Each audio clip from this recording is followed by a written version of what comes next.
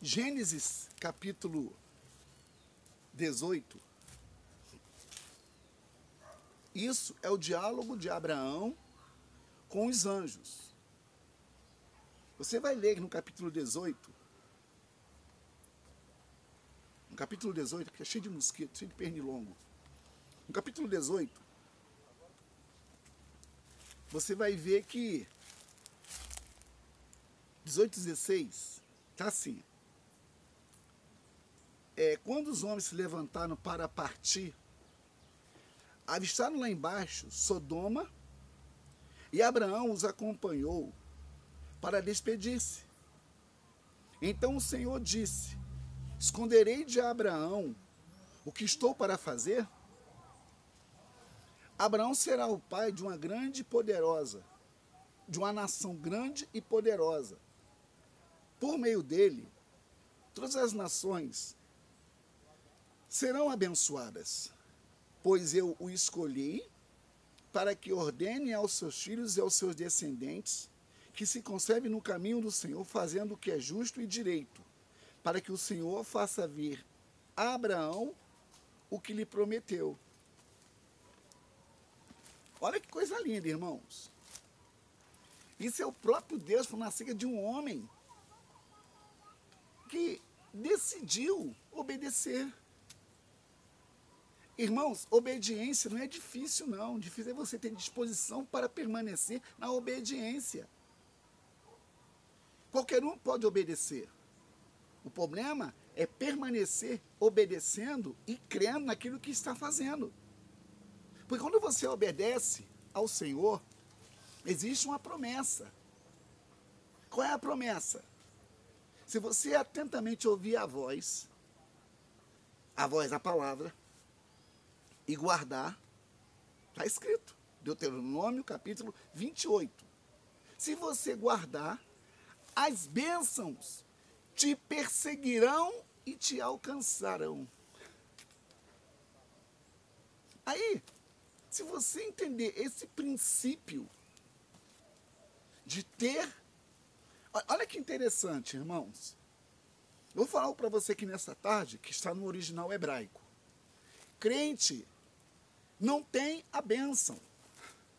Crente, ele é a bênção. A palavra bênção no hebraico vem de barash, que significa joelhos. Quando eu estou encurvado, eu estou obedecendo. Quando eu estou encurvado, eu estou entendendo a quem estou servindo. Aleluia. Quando eu estou encurvado, eu reconheço que existe alguém que está sobre mim. Quando eu estou encurvado, eu reconheço que a minha vida está nas mãos de alguém. Isso é maravilhoso, irmãos. Você poderia compartilhar essa mensagem, evangelizar com essa mensagem, porque você vai ouvir, irmãos, muito poucos pregando essa palavra.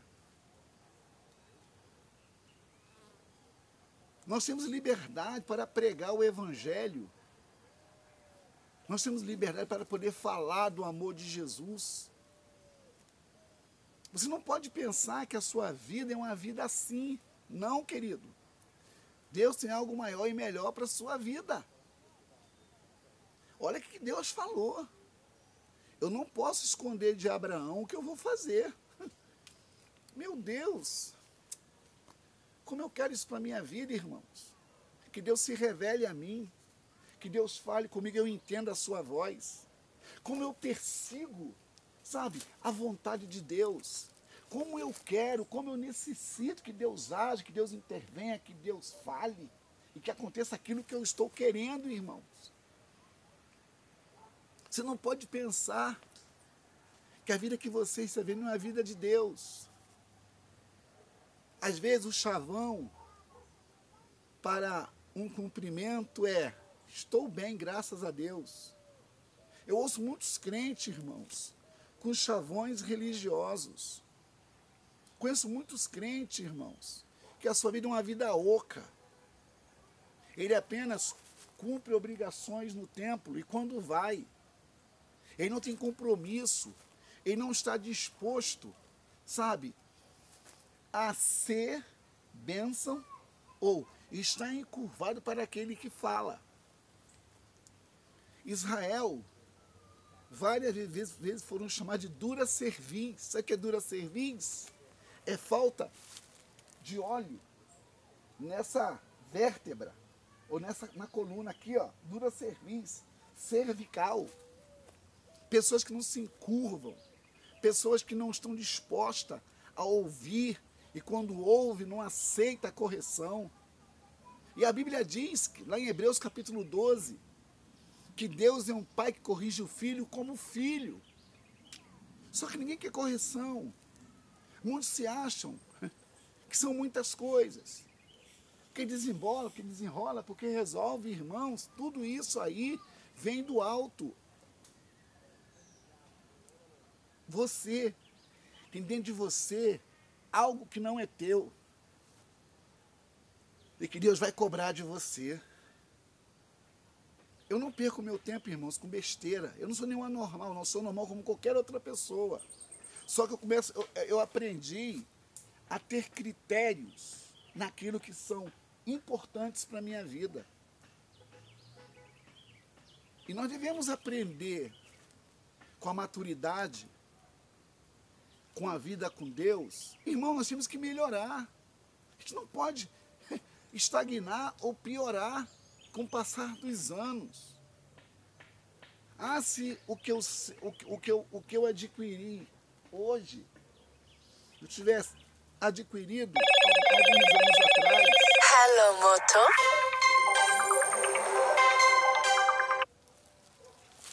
Ai de mim. Ai de mim. E vale a pena você permanecer obedecendo a palavra de Deus. Vale a pena você continuar crendo que Deus está agindo, fazendo e falando. Vale a pena ter uma vida de oração, de santificação, de renúncia, de busca constante. Deus está falando todos os dias. Agora, cadê os ouvintes e os praticantes daquilo que estão ouvindo? Abraão, ele intercedeu por um sobrinho que não merecia essa intercessão. Mas havia uma promessa com o homem. Aleluia. Havia uma promessa com esse homem.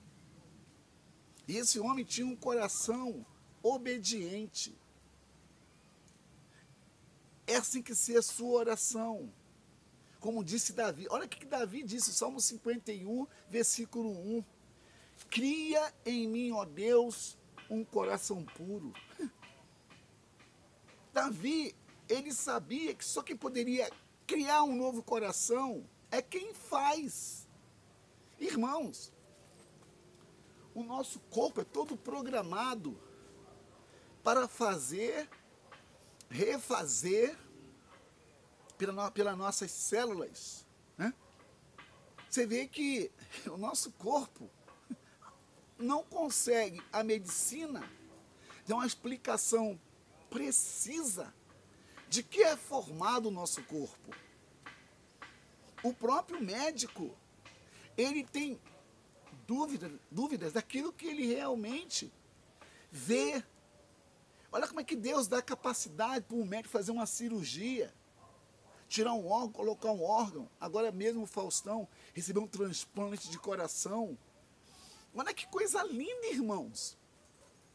Como é que Deus pode fazer um coração de um morto trazer vida para alguém que iria morrer? Vai explicar isso? Não tem explicação. Salmo 139 fala muito claro sobre, Davi falou sobre isso, Salmo 139. Senhor, tu me sondas, tu me conheces, conheces os meus órgãos, conhece tudo que é em mim. E às vezes, irmãos, nós pensamos que sabemos, que temos, porque aprendemos e esquecemos que tudo parte dele. Existe uma central, aleluia. Existe uma central que tem tudo o que você pensar ou imaginar. O que você pensa agora vem de uma central, e não é do seu cérebro, vem do alto. Porque no seu cérebro, existe alguém no seu cérebro chamado Espírito Santo. É ele que controla as suas emoções. É ele que faz você entender que hoje será melhor do que ontem e amanhã será melhor do que hoje. O Espírito Santo nessa tarde quer despertar você para algo maior. Agora, meu irmão, eu estou aqui nesse tempo ministrando uma palavra rema, uma palavra viva. Qual é a sua posição? É abandonar essas práticas que Deus abomina. Qual é a sua posição? É largar isso que Deus reprova. Porque aquilo que Deus permite, nem sempre Ele aprova, irmão. Deus quer te ensinar alguma coisa nessa situação que você está vivendo, para você falar assim, caramba, se eu continuar aqui eu vou morrer. Deus, Ele quer te ensinar e você não quer aprender, você não quer se sujeitar, você não quer. Você afinal de contas, você sabe fazer a coisa. Querido, engano seu. Salmo 127 diz que se o Senhor não guardar a casa, em vão vigiar o sentinela. Se o Senhor não edificar a casa, em vão trabalhos que a edificam. Então nós podemos se voltar para Deus e ver sobre a nossa vida resposta de Deus. Agora, você ouvir essa mensagem e não entender o que Deus está falando, aí, meu irmão, fica difícil. O Espírito Santo, Ele está falando. Ele quer encontrar corações dispostos a ouvir e a obedecer. Deus quer mudar a sua história. Deus quer mudar o seu filho. Deus quer mudar a sua filha. Deus quer mudar o seu marido. Deus quer te mudar. Só que toda mudança requer mudança. Deus não pode fazer nada naquilo que está estático. Se você se movimenta, Deus age. Se você começa a fazer, Deus te ajuda a fazer.